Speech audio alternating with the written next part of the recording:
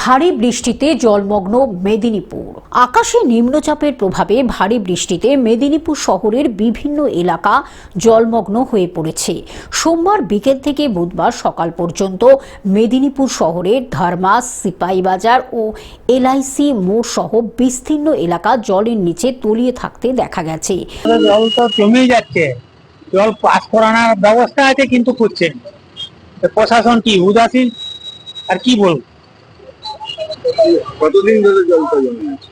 বৃষ্টি হলে জল জমে যাচ্ছে, এখন 7 দিন 10 দিন করে জল জমে যাচ্ছে। এটা কি কোন সড়ক? এটা জাতীয় সড়ক 8 নম্বর না কত নম্বর। আপনার নাম? আমার নাম কিঙ্কর মাইতি। পশ্চিম মেদিনীপুর থেকে কল্যাণ মণ্ডলের রিপোর্ট, গ্লোব নিউজ।